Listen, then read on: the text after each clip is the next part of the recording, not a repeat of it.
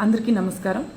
మరి ఏదైతే మోడీ గారు పిలుపునిచ్చారో పెట్రోలు డీజిల్ వాడకం తగ్గించండి, 1 సంవత్సరం పాటు బంగారపు కొనుగోళ్లు తగ్గించండి, వీలైతే వర్క్ ఫ్రమ్ హోమ్స్ చేయండి అని చెప్పి ఏదైతే మోడీ గారు పిలుపునిచ్చారో అది అందరూ పాటించవలసిందిగా కోరుకుంటూ దీన్ని ఉద్దేశించుకొని పేరిన్ నాని గారు మాట్లాడారు.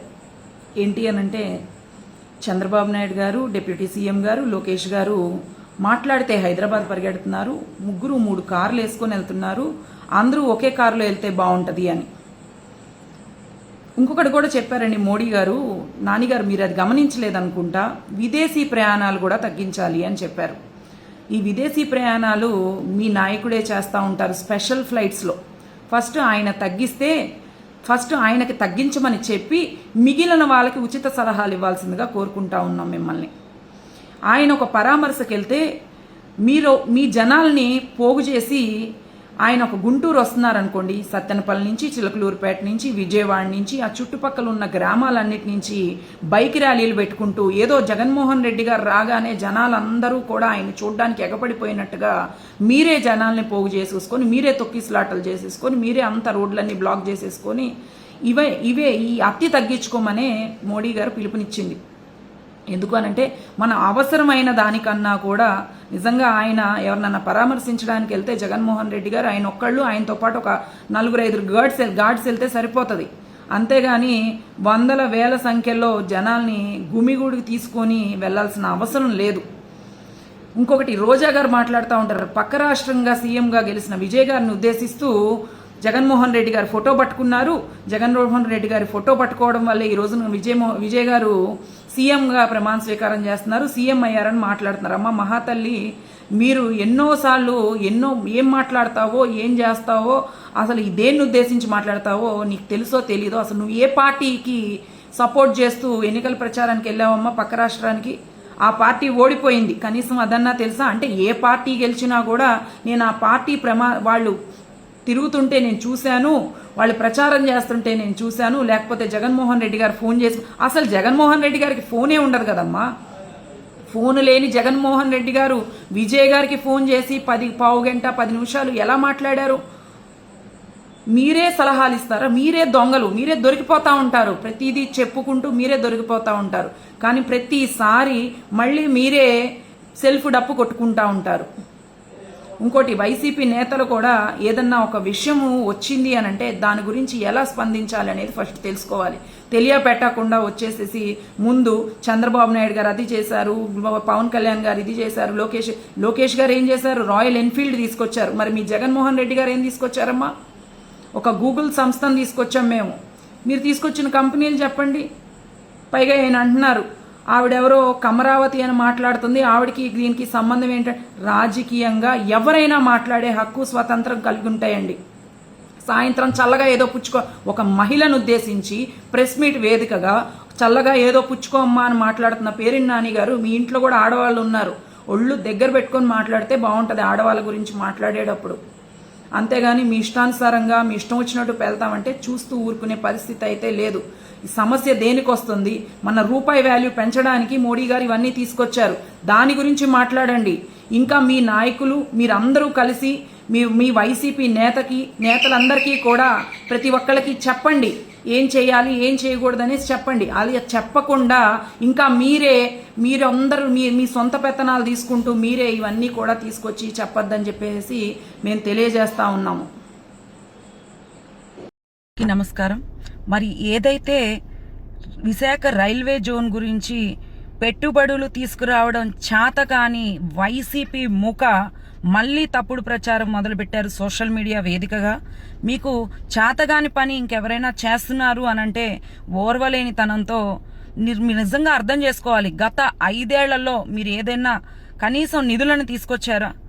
గత 22 నెలల్లో 19,500 కోట్లు రైల్వే బడ్జెట్ని ప్రవేశపెట్టిన వ్యక్తి ఎవరైనా ఉన్నారంటే నారా చంద్రబాబు నాయుడు గారు. కూటమి ప్రభుత్వం వల్లే అది సాధ్యమైంది తప్ప గత 5 ఏళ్లలో మీరు చేసింది ఏమీ లేదు.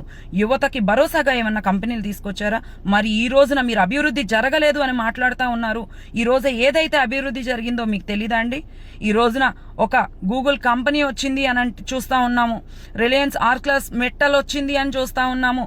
ఇంకా మీరు ఏదైతే రాకూడదు అని ఆ కంపెనీలను కనుక మీరు వెనక్కి పంపిద్దామని చూస్తున్నారో, అలాగే లక్షల కోట్ల పెట్టుబడులు తీసుకొచ్చే దిశగా నారా లోకేష్ గారు కానీ మరి ఐటీ హబ్గా చేద్దామని చెప్పి విశాఖని చూస్తూ ఉన్నారు.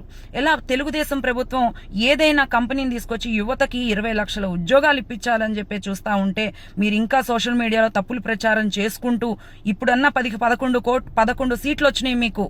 ఇక ముందు మీరు ఇలాగే గనక చేస్తా పోతే ఒక్క సీటు కాదు కదా, జగన్మోహన్ రెడ్డి అసెంబ్లీ గేట్ కూడా తాకే అవకాశం ఉండదు. జగన్మోహన్ రెడ్డి గారు మీరు ఎమ్మెల్యేగా కూడా కనీసం గెలవలేరు.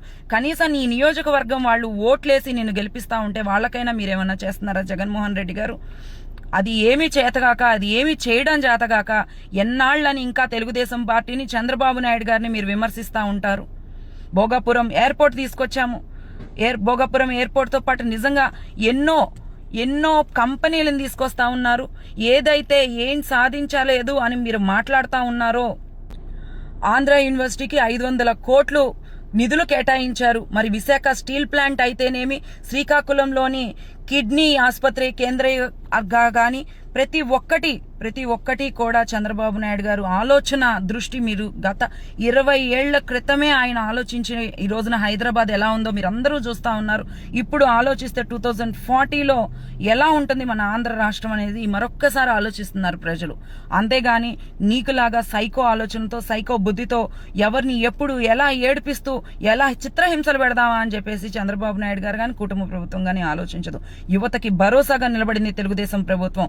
ఏవైతే హామీలు ఇచ్చుకుంటూ పోయామో ప్రతి ఒక్క హామీని నిర్వర్తించుకుంటూ, ప్రతి ఒక్క హామీని తీర్చుకుంటూ, ప్రతి ఒక్క అడుగు ముందుకేసుకుంటూ ఆంధ్ర రాష్ట్రం వైపు ప్రతి ఒక్కళ్ళు చూస్తూ, ప్రతి ఒక్క కంపెనీని ఆంధ్ర రాష్ట్రంలో పెట్టాలి అనే దిశగా కూటమి ప్రభుత్వం ప్రయత్నిస్తూ ఉంటే మీరు ఏమీ చేతగాక, ఏమీ రాక ఇప్పుడు కూడా ఒక కంపెనీని, మీ ఐటీ మంత్రి ఆ రోజున బొబ్బట్ల కంపెనీని తీసుకొచ్చాడు. అది ఇప్పటికీ ఎవరు జనం మర్చిపోలేదండి. మీరు జనాలందరినీ సచివాలయంలో ప్లస్ వీళ్ళందరినీ కూడా ఏదో 5,000 రూపాయల జీతానికి పరిమితంగా చేస్తే చంద్రబాబు నాయుడు గారు 5 అంకెల జీతం తీసుకోవాలి అని చెప్పి ఆ రోజునే ఆలోచించారు. ఇప్పుడు ఇంకా వాళ్ళ అభివృద్ధికి కానీ ఆంధ్ర రాష్ట్రాన్ని మీరు బీహార్గా మారిస్తే ఆయన ప్యారిస్గా మార్చాలని చూస్తున్నారు. కాబట్టి ఇవన్నీ దృష్టిలో పెట్టుకొని ఒళ్ళు దగ్గర పెట్టుకొని మీరు తప్పుడు ప్రచారం ఆపితే మర్యాదగా ఉంటది.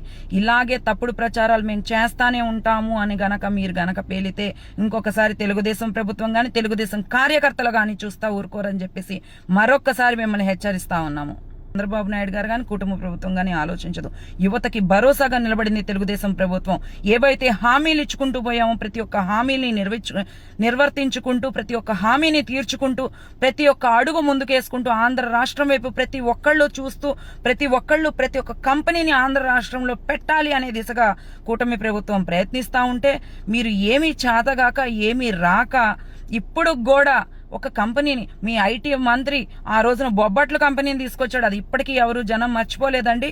మీరు జనాలందరినీ సచివాలయంలో ప్లస్ వీళ్ళందరినీ కూడా ఏదో 5,000 రూపాయల జీతానికి పరిమితంగా చేస్తే చంద్రబాబు నాయుడు గారు 5 అంకెల జీతం తీసుకోవాలి అని చెప్పి ఆ రోజునే ఆలోచించారు.